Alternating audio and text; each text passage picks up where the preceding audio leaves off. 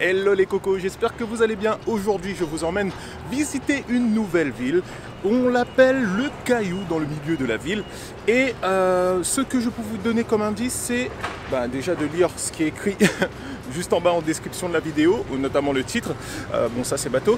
Mais sinon, si vous ne regardez pas et vous voulez laisser un petit peu de suspense, on l'appelle le Caillou. On est dans le deuxième plus petit état du monde. Il y a le Vatican en premier, mais lui, c'est le deuxième.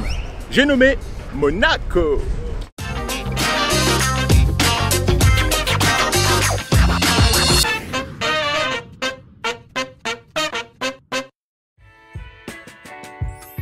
Le port Hercule. Ouais, exceptionnellement aujourd'hui, j'ai sorti ma petite chemise. Je me suis dit, je vais me mettre bien pour cette vidéo. Arrivé sur Monaco, la première difficulté sera de trouver un parking, mais je vous en parlerai un peu plus en fin de vidéo. Vous aurez l'impression d'être encerclé tellement la concentration en bâtiment y est dense. Vous retrouverez sur le port la collection de voitures du prince et la possibilité d'acheter des billets jumelés pour le palais princier, le jardin animalier et le musée océanographique. Je visite le port pas trop au bon moment parce qu'ils sont en train d'installer plein de choses là. Et on est le 20 juin, demain c'est la fête de la musique, donc c'est pour ça qu'il y a plein d'installations sur le port, donc ce qui gâche un petit peu le paysage. Mais ça reste quand même un port magnifique. Au centre du port, le stade nautique Régnier 3, une piscine olympique de 3000 m². S'étendant sur 16 hectares avec la capacité d'amarrage de 700 navires, le port Hercule est le plus grand port de la principauté qui en compte désormais 3 depuis octobre 2020. Alors il y a quelque chose qui me fascine, c'est que les bâtiments sont vraiment très hauts et très grands. Comment c'est aménagé, franchement c'est impressionnant. Sur un petit caillou, il y a énormément de bâtiments et de monuments. Et il y a des travaux partout, absolument partout. Donc ça, c'est vraiment une folie les constructions à Monaco. La principauté a lancé plusieurs projets de construction, notamment une extension en mer de 6 hectares qui abritera 60 000 m² de logements luxueux et écologiques. Le casino de Monte-Carlo.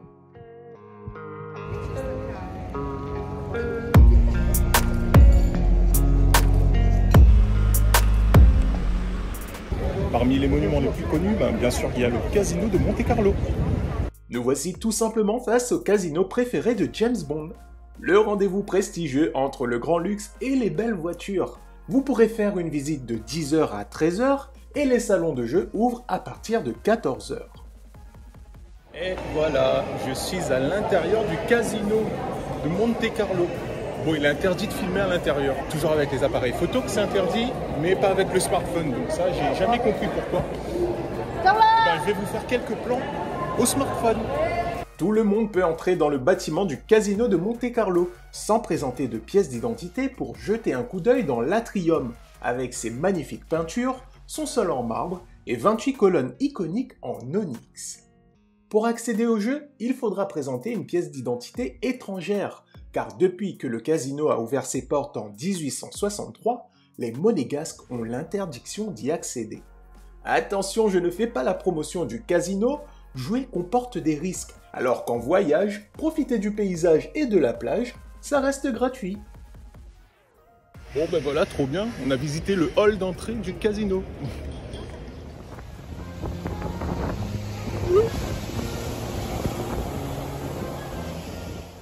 Le musée océanographique.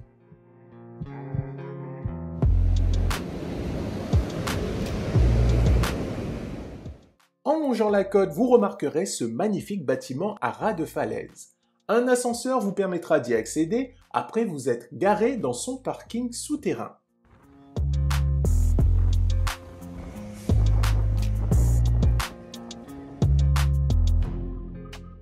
Pour ceux qui sont intéressés, il y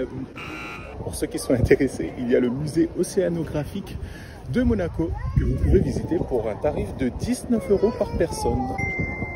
Le musée est ouvert tous les jours de 9h30 à 20h avec possibilité d'acheter vos billets directement sur place.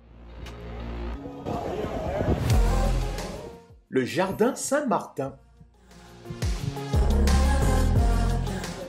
Près de la statue du messager datant de 1937, Nous voici au jardin Saint-Martin. Caché en contrebas de la route, ses allées sinueuses et escarpées épousent parfaitement le flanc du rocher. Le jardin offre aux visiteurs de nombreux coins de vue spectaculaires. De nombreuses sculptures d'art en bronze allient art et botanique.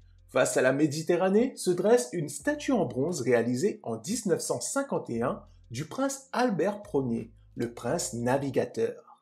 Au centre du jardin, faites une escale rafraîchissante près de la fontaine. La cathédrale Notre-Dame Immaculée.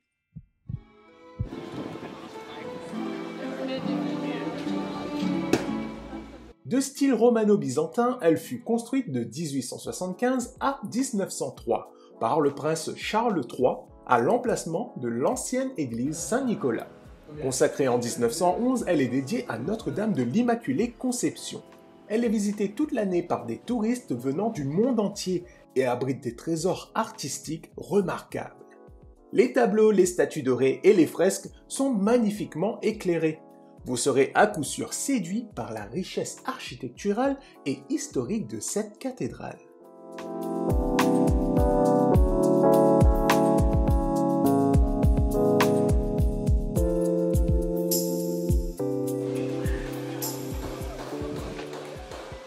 En sortant de la cathédrale, dirigez-vous vers la fontaine dédiée à Saint-Nicolas, puis prenez le temps de découvrir la ville.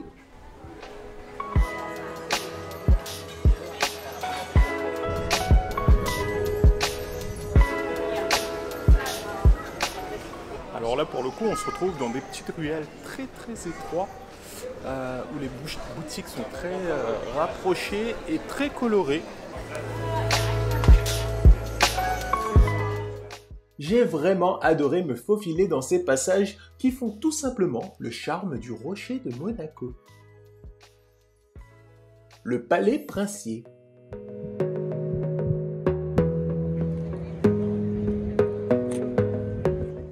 Construit en 1191 à l'origine pour devenir une forteresse de la République de Gênes, le palais princier a connu au cours de son histoire bombardements et sièges par de nombreuses forces étrangères.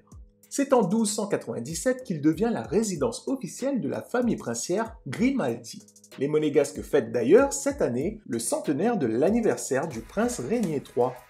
Perché à plus de 60 mètres de haut, vous retrouverez une grande statue entourée de boulets de canon et bien sûr vous aurez une magnifique vue sur la baie de Monaco. Vous êtes peut-être encore 2 ou 3 à regarder encore la vidéo, alors vous savez quoi? Pour me montrer que vous êtes là, mettez dans l'espace commentaire Monacoco. Allez, j'enlève ça. Je me sentirai un peu plus à l'aise. Afin de vous titiller un petit peu plus les oreilles, j'ai décidé de faire cette partie en face-to-face. Bon, en vrai, vous n'êtes pas vraiment là, mais faites comme si c'était le cas. Pour une raison esthétique, le nombre de stationnements dans la rue est limité à 1000 places. Hormis la gratuité pour les voitures électriques, le tarif est de 2,40 € par heure. Autant vous dire que ça va être très compliqué de trouver une place de stationnement. Mais il reste les parkings souterrains. Sachez qu'ils sont nombreux, mais il faudra bien faire la distinction entre parking privé et parking public, parce qu'ils sont soumis à des tarifs différents. J'ai utilisé en tout 3 parkings et j'espère que ces informations vous seront utiles. La meilleure option reste les parkings publics qui offrent un accès gratuit pendant 1 heure. C'est le cas du parking public quai Antoine Ier qui est situé sur le port. Emplacement parfait pour débuter votre exploration. Ça m'a coûté 0 € pour 56 minutes de visite. Puis pour me rendre au casino, j'ai dû utiliser le parking privé du centre commercial Le Métropole. Ça m'a coûté 5,20 € pour 40 minutes environ de promenade. Ça pique un peu. Mais bon, j'avais pas le choix. Les autres parkings étaient complets. Et enfin, pour la visite du rocher, la meilleure option reste le parking des pêcheurs qui m'a coûté 7 € pour environ 2h10 de visite. Je vous mets en description de la vidéo un lien vers une carte interactive qui vous permettra de connaître en temps réel les places de parking disponibles. Mais pas que, vous trouverez aussi un lien vers une grille de tarification des parkings publics de Monaco. Alors j'ai été chercher l'information dans un document de 132 pages. Rassurez-vous, je vous mets un petit extrait à l'écran. Sinon, pour ceux qui veulent avoir plus de détails et télécharger le PDF, c'est en page 74.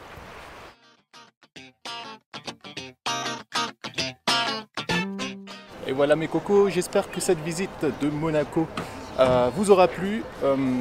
N'hésitez pas, hein, là je viens de récupérer un petit pass qui indique notamment tous les endroits stratégiques à visiter. Ça se trouve juste ici, à côté du palais. N'oubliez pas d'activer la cloche des notifications, de vous abonner, de me faire un petit coucou dans les commentaires. C'est hyper important pour ma chaîne YouTube. Je vous fais de gros bisous tout doux et je vous dis à la prochaine. Allez, ciao ciao. Allez, avant de partir, je vous montre la relève de la garde.